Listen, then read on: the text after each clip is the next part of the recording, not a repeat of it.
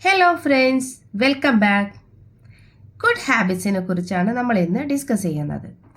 നമുക്കൊക്കെ ചേഞ്ച് ആകണമെന്നുണ്ട്, better life വേണമെന്നുണ്ട്.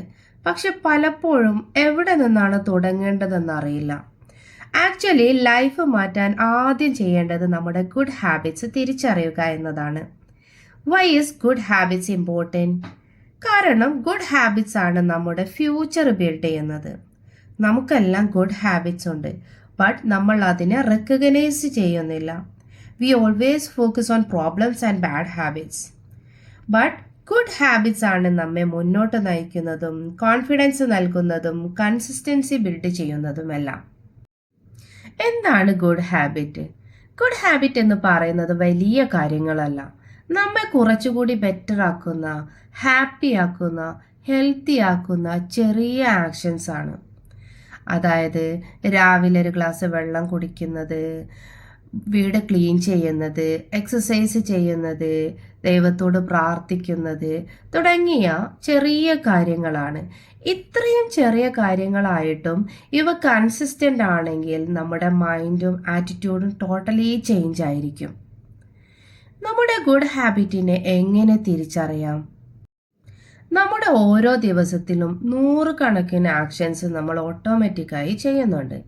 അവയിൽ ഏത് കാര്യങ്ങളാണ് അപ്ലിഫ്റ്റ് ചെയ്യുന്നതെന്ന് നമുക്ക് തന്നെ അറിയാത്തതാണ്.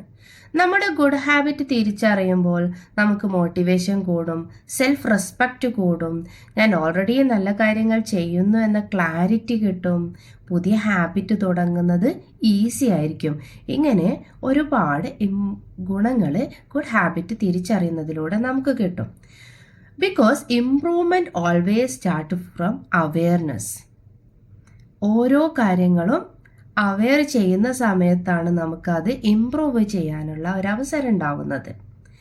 ഇനി നമ്മുടെ ഗുഡ് ഹാബിറ്റിനെ ഐഡൻറ്റിഫൈ ചെയ്യുന്ന 3 സ്റ്റെപ്പുകൾ ഞാൻ പറയാം. ഐഡൻറ്റിഫൈ ചെയ്യാനുള്ള first step, observe yourself for 1 day. Morning മുതൽ രാത്രി വരെ നിങ്ങൾ ചെയ്യുന്ന കാര്യങ്ങൾ നോട്ട് ചെയ്യുക.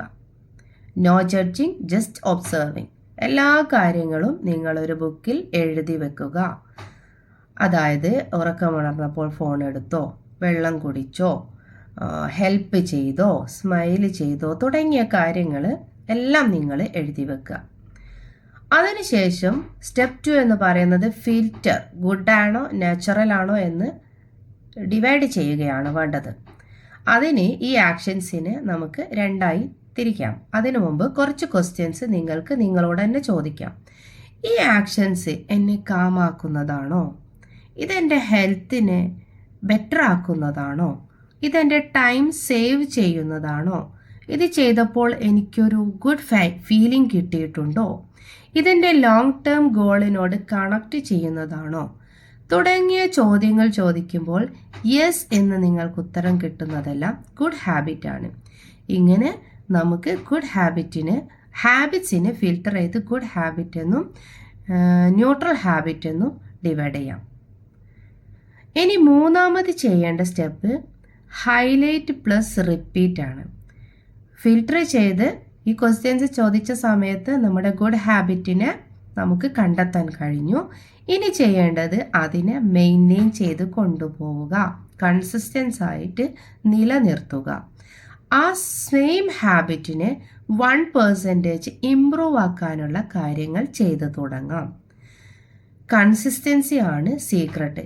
സോ നമ്മൾ കണ്ടെത്തിയ ഗുഡ് ഹാബിറ്റിനെ കൺസിസ്റ്റൻ്റ് ആയിട്ട് കൊണ്ടുപോകുകയും 1% ബെറ്റർ ആക്കാനുള്ള കാര്യങ്ങൾ ചെയ്യുകയും ചെയ്യുക.